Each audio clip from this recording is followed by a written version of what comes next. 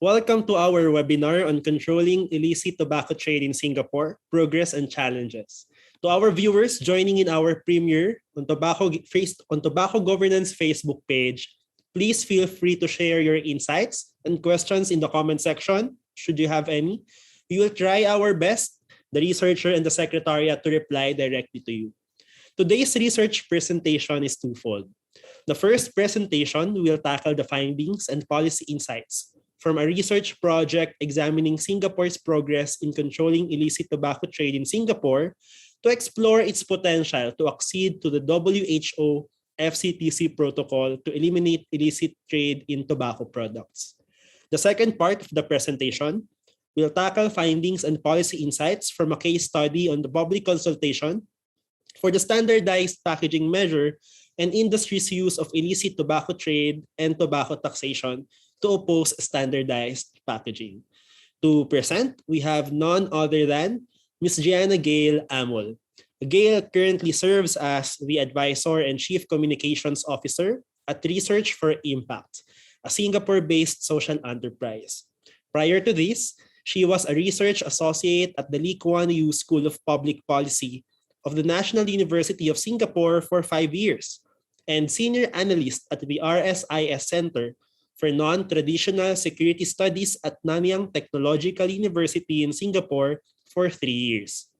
She is currently pursuing her PhD studies in global health at the University of Geneva's Institute of Global Health, and she holds a Master of Science in Asian Studies from S. Raharatman School of International Studies, Nanyang Technological University from 2012, and a BA in Political Science from the University of the Philippines from 2007. Her work focuses on commercial and political determinants of health, particularly alcohol and tobacco control in Southeast Asia. She is a research fellow at the Ateneo School of Government for the Advancing Tobacco Taxation in Southeast Asia project and is part of the Asia-Pacific Alcohol Policy Alliance and the Global Alcohol Policy Alliance. Friends and colleagues, let us all welcome Gayle Amul. Gayle? Thank you very much for the nice introduction. Let me share my screen now.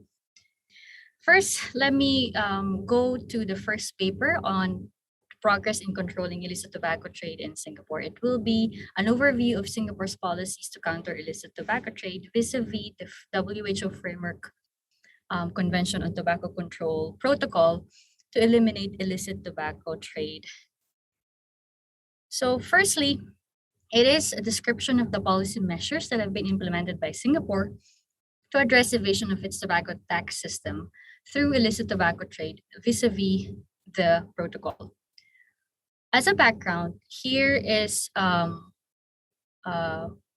graph showing Singapore's annual average revenue from tobacco customs and excise duties from 2009 to 2018, which shows that Singapore's annual average revenue is at about 1 billion Singapore dollars or 730 million US dollars every year.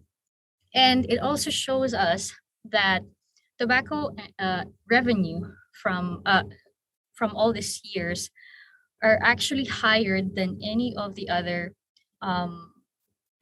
revenue from liquor taxes, petroleum and compressed natural gas, as well as motor vehicles. In terms of legal tobacco trade, Singapore imports 78% of its cigarettes from China, Indonesia, Vietnam, Hong Kong, Germany, and the Philippines, at least in 2018. You can see here that there's several fluctuations where they get their cigarettes. But in terms of exports, so Singapore is a transshipment hub of tobacco. So it actually exports more than it imports or uses locally. So Singapore exported 88% of its cigarettes to Vietnam, Thailand, Malaysia, Australia, UAE, Hong Kong, Indonesia, and Cambodia. In terms of illicit tobacco trade, the main sources of illicit, mostly contraband cigarettes, are from Malaysia and Indonesia.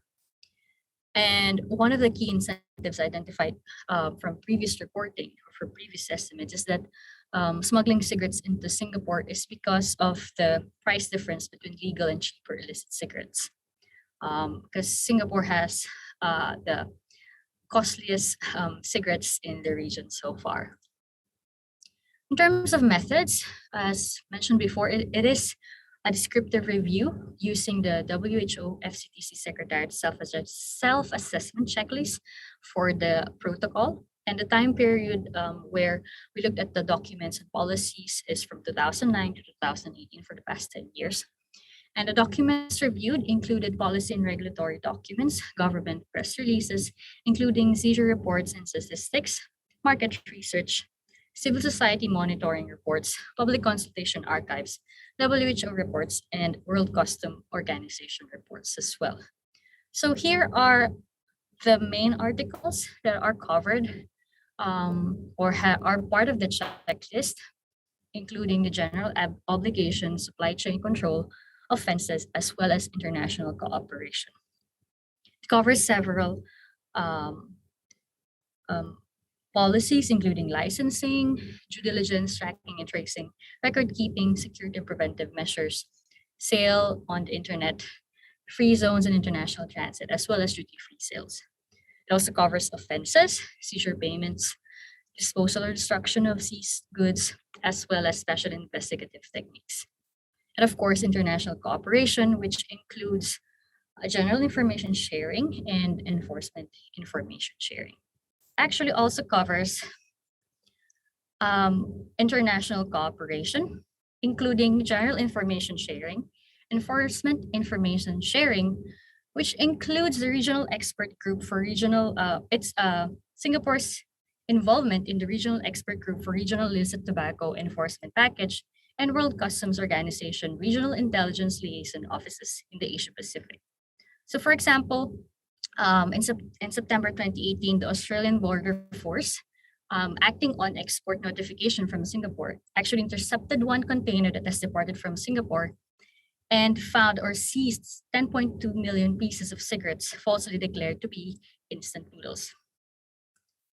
So here's another policy, the Singapore duty-paid cigarette markings, which was implemented starting in 2009, and then was supported or supplemented with vertical bars around each cigarette in 2013.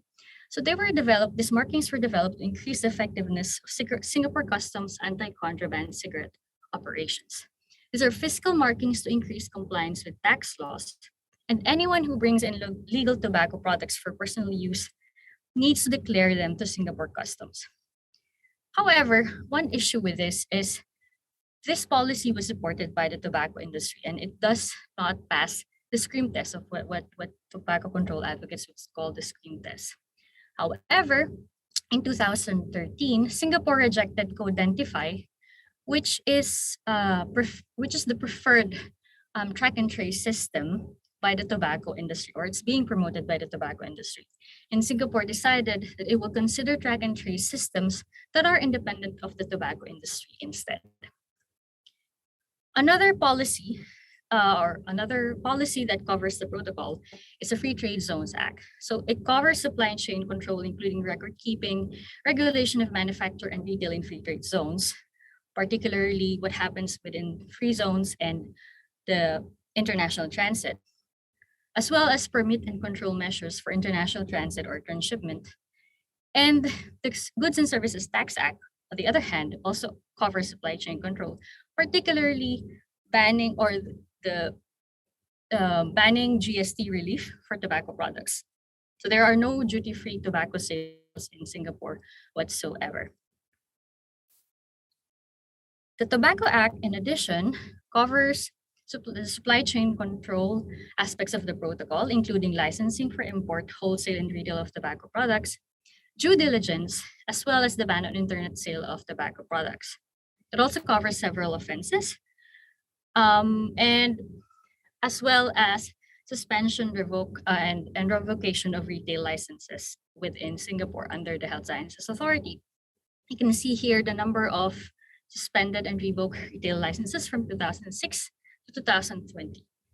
You can see the waves here showing the several points of policy implementation in Singapore, especially after 2009, after the SDPC was implemented, and after 2013, when the markings were implemented as well. In addition, um, the Regulation of Imports and Exports Act, vis-a-vis the protocol, covers general obligations, including protection of personal data of informers, supply chain control, including licensing as well, and permits for import, export, and transshipment within free zones and international transit.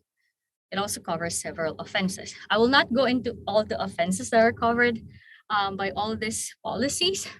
You can see it from the working paper that you can access from the tobacco governance page or from the tobacco governance or the ATSI working paper series. So here are just some examples of implementation of enforcement in Singapore. So recent cases of offenses related to tax evasion and illicit tobacco trade would include fines and imprisonment for dealing with contraband, unlicensed warehouses, unlicensed sales, breach of permit conditions, false declarations in free trade, and as well as fining of a major tobacco company, including Japan Tobacco International, which was suspended, whose license and import and wholesale license was suspended and was fined $15,000 after advertising and distributing cigarettes at a music festival in 2016. Another instance is when declarations are false. So in 2019, it was a man was sentenced to a fine of $109,000 or more than 20 months of jail time over incorrect customs declarations after thousands of cartons of cigarettes and bottles of liquor were seized in his possession. So it is a responsibility, according to the Assistant Director General for Intelligence and Investigation of the Singapore Customs, that the responsibility of freight forwarders and declaring agents to exercise due diligence when making declarations on behalf of their customers. So just looking at the illicit tobacco trade estimates in Singapore, what we use here is a customs enforcement data. So the volume of seized cigarettes declined after 2009, after the SDPC enforcement, with the lowest volume seized in 2012, but increased slightly from 2013 to 2017, and then declined again in 2018. So this paper was actually written in 2009, so most of the data comes from before that. And then in terms of offenders, or those possessing illicit cigarettes and those who are buying illicit cigarettes and those who are peddling illicit cigarettes, there was a marked decrease in street demand for contraband cigarettes from 2013 to 2016, but with a slight increase from 2017 to 2018. And from 2000 to 2009 to 2018, there was an average of 3 to 4 syndicates busted by the government every year. From 2009 to 2018, there were at least 37 contraband cigarette syndicates that were busted. And this also is reflected in independent estimates. For example, Euromonitor International, market research firm, also estimated that illicit tobacco trade in Singapore actually declined since 2009 after implementation of the SDPC. So you can see the sharp decline from 2009 onwards. I think I would like to highlight as well the several policies beyond the protocol, including public awareness campaigns that are implemented here in Singapore, including the annual anti-contraband cigarettes campaign, which informs the public of the criminal consequences of engaging in contraband cigarette activities. And this targets mainly the at least 1.4 million population of foreign workers in Singapore as of June 2019. There are several public reporting mechanisms for cigarette smuggling and illegal cigarette peddling activities, including the Singapore Customs Hotline, email and a tip-off module in the Customs at SG app. And this public awareness campaigns offers the government to highlight illicit tobacco trade not only as an economic issue, but also as a national security issue. And Singapore Customs' emphasis is that methods of smuggling contraband cigarettes can also be used to smuggle in weapons and explosives to launch terrorist attacks in Singapore. So this is our part of the some of the materials that were used during these campaigns over the years. Just let's move on to the key policy gaps and opportunities to control illicit tobacco trade in Singapore. So one of the things that we're kind of missing in the policies is that there is no requirement, at least from us from writing from in 2019, that there is no requirement for information on intended use of market of sale or documentation and declaration of customers' criminal records or bank accounts to be used in business transactions for both importers and wholesalers, which is part of the due diligence aspect of the protocol. Another aspect is the tracking and tracing system. So while Singapore has the SDPC markings, they serve as markings on duty paid cigarettes. So mainly for fiscal purposes. But in terms of tracking and tracing the cigarettes themselves or the packs, there is no track and trace system in place as of 2019. In addition, record keeping, there's also some opportunity to improve on record keeping. In terms of requirements for documents, there's still, at least in 2019, there was no requirement for documents with intended shipping routes and destination, expected dates of shipment arrival, or intended market or retail sale, as well as identity of transporters and importers for exports and transshipment. In addition, there is also opportunity to improve security and preventive measures if we follow the protocol, since there is still no reporting on cross-border cash transfers or payments. In addition, and I think this is one crucial thing for the Singapore government, is the policy on free zones and international transit, which covers prohibition on intermingling of tobacco products with non-tobacco products in a single container. Another is seizure payments. And finally, seizure payments where there's still lack of clarity whether taxes lost for smuggled goods or contraband are levied on producers, manufacturers, distributors, importers, or exporters. The policy only states that smugglers are fined, but the taxes lost it isn't clear whether they are carried on to or passed on to the producers or the importers or exporters. So this is the final slide for the first presentation. We intended to have a break after this. I need some air, but we can proceed to the second paper, which is actually about identifying challenges to controlling illicit tobacco trade in Singapore and covers a qualitative analysis of stakeholder submissions to the 2018 public consultation on standardized packaging. So part of the objective and methods of this second paper is to examine the potential challenges from the tobacco industry to Singapore's implementation of standardized tobacco packaging in 2020. So this was written before it was implemented. So, and it involves systematic content analysis of documents submitted to the 2018 public consultation process that the Singapore's Ministry of Health conducted on its proposed plain packaging measures. And the policy process of the standardized packaging regulations in Singapore goes like this. There were two batches of consultations actually from February to March 2018 and June 2018. And by October 2018, the Ministry of Health announced its standardized packaging proposal. And by February 2019, there were already parliamentary deliberations on the tobacco amendments. And by July 2019, the Ministry of Health announced the passage of the amendments to the tobacco regulations, particularly in the control of advertisements and sale, Advertisements and Sale Act. And in July 2020, last year, they started implementing standardized packaging measures. But before that, I think it is important to see where all the submissions came from.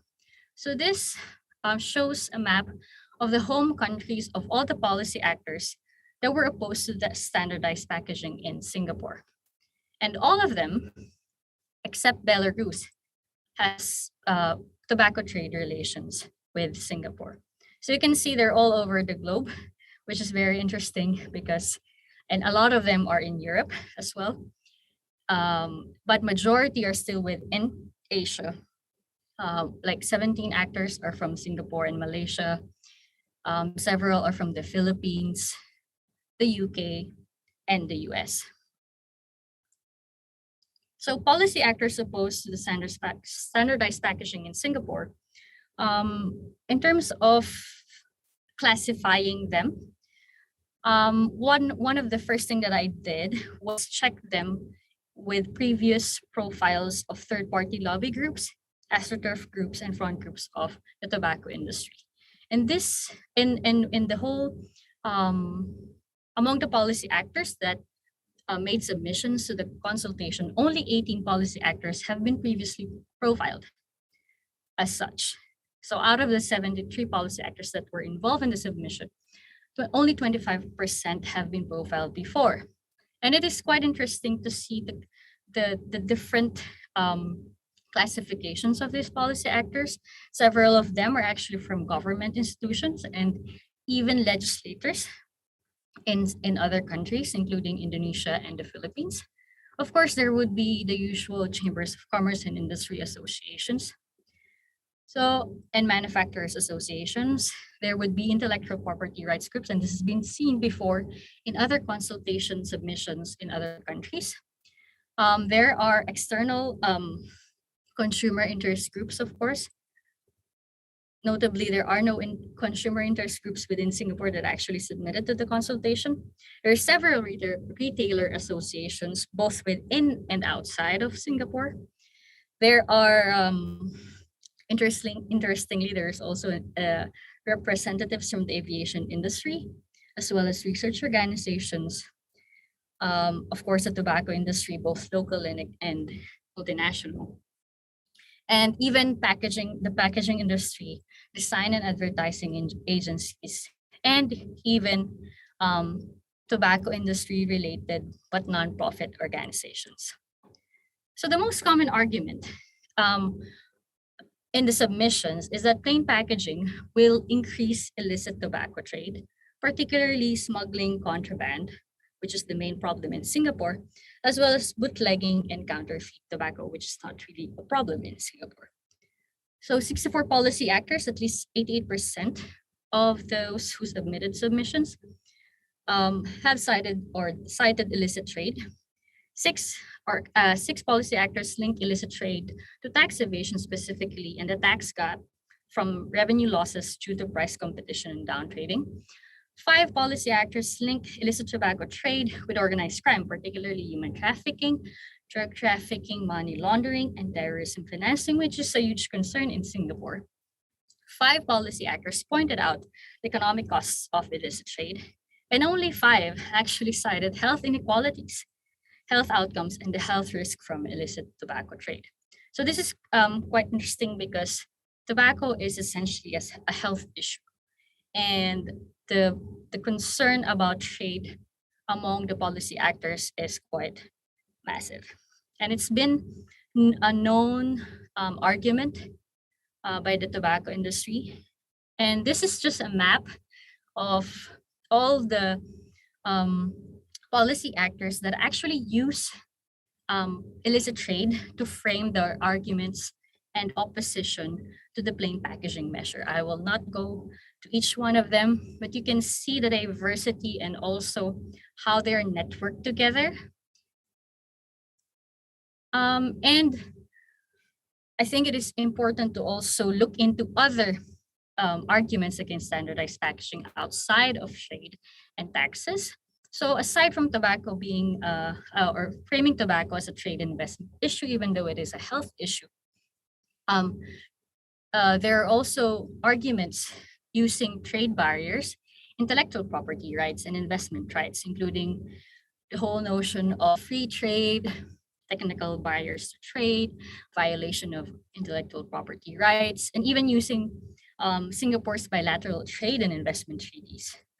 And of course, the whole argument about the slippery slope, that when you start standardizing packaging, it will also happen to other products, including alcohol and other products that are considered harmful to health. Another argument is, or rather strategy, is that they would use litigation or threat of litigation. We should remember that this was during the time that Australia's case at the WTO was still being disputed, and it was under the International Tribunal's um, jurisdiction at that time. And another strategy is mobilizing third-party support.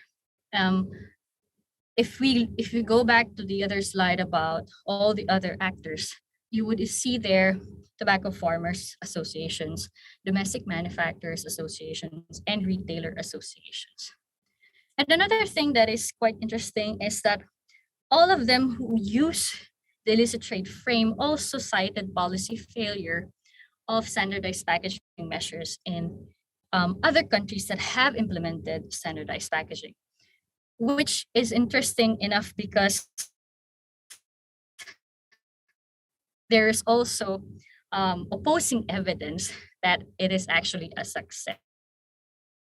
Actually disregard the notion or the framework that tobacco control measures should be implemented as a whole comprehensive framework rather than just attributing one policy to the reduction of smoking prevalence. So here is just a summary of the strategies. And it contributes mainly to evidence that the tobacco industry's framing and strategies to counter plain packaging measures in public consultations globally are basically the same. It is the case of how the tobacco industry and its network of associated interest groups, including third-party lobby groups, astroturf groups, and front groups, which now we have another new set of a new list of these front groups or lobby groups that are being used by the industry to forward or to promote their own strategies and arguments, are using similar frames of arguments to persuade countries to either delay implementation of standardized packaging or to drop the policy entirely. What this adds is certain degree of awareness of the growing network of policy actors supporting the position of the tobacco industry and framing plain packaging through trade and investment, particularly illicit trade, among others. So just to end, here are the challenges and way forward for Singapore. So firstly, Singapore, I think, needs to prepare for claims from the tobacco industry that standardized packaging is a policy failure, representing industry-funded research to show that that it has contributed to illicit trade. Eventually, second, it has to cooperate. It has to continue to cooperate and share information about the tobacco industry's tactics and its complex network of lobby groups, front groups, and astroturf groups. Third is to monitor, continuously monitoring the size of illicit trade beyond its seizure statistics and generate its own independent estimate of the extent of illicit tobacco trade so we can avoid third-party groups or third-party research institutions used by the tobacco industry to promote their own version or own estimates of illicit tobacco trade in Singapore. And fourth, Singapore needs to strictly enforce its current policies to control illicit tobacco trade, but at the same time, gradually consider implementing more provisions under the protocol, even if it does not eventually accede to the protocol. That's it for me. Thank you very much.